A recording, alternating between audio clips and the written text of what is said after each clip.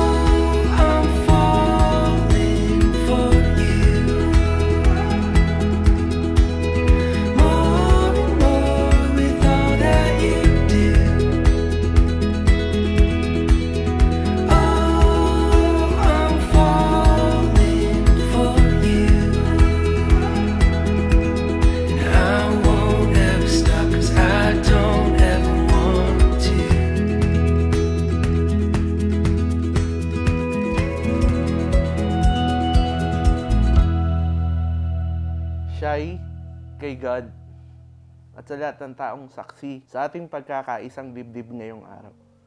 I promise to choose you as my partner. No, makakaiyak. Hindi lang ngayon, kundi araw-araw. Kaya lang.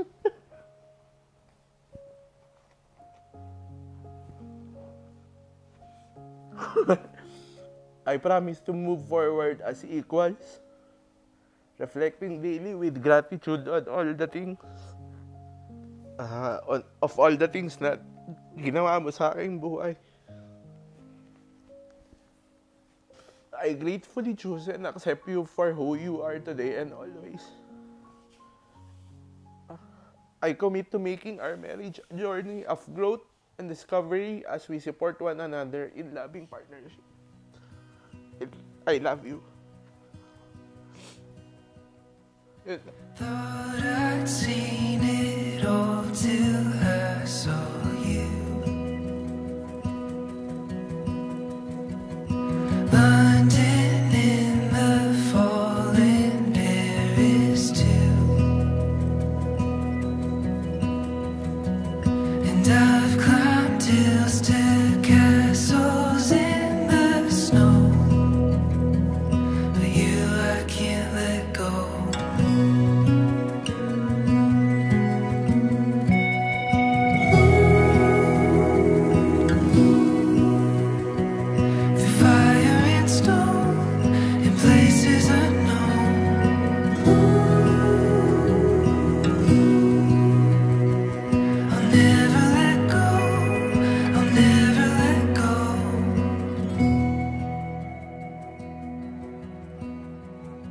Siguro pinakamalalang away is yung hindi ko siya pinapakilala agad.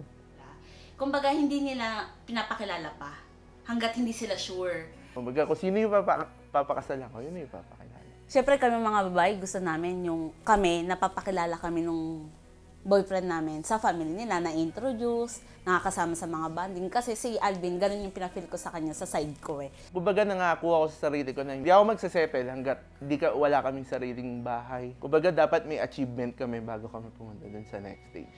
Actually, paulit-ulit lang yung explanation ko sa kanya. Lagi ko sinasabi na in God's perfect time talaga. Yun nga, in God's perfect time, mangyayari yun. Which is, yun na nga, nangyari na nga. Thought I knew my way till I found you. You took me to a place I never knew. So take my hand into the great unknown, and I'll never let go. Sa pagsubok at problema man na pagdadaanan natin, alam kong ang pagmamahalan pa rin natin ang mananatili. Hindi lamang ito isang pangako na kahit kailan maaaring magbago, dahil ito ay may kasamang gawa ng may buong puso at aking kaluluwa. Mahal na mahal kita at paparamdam ko sa iyon araw-araw.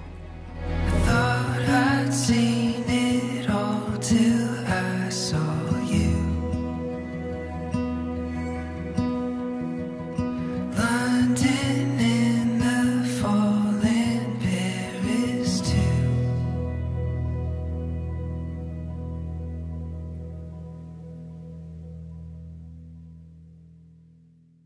Please allow me to present and introduce to you Mr. and Mrs. Alvin and Charmaine Hong. You may now kiss the bride. Ano? Di nakuha? O, isa pa daw. 30 minutes daw.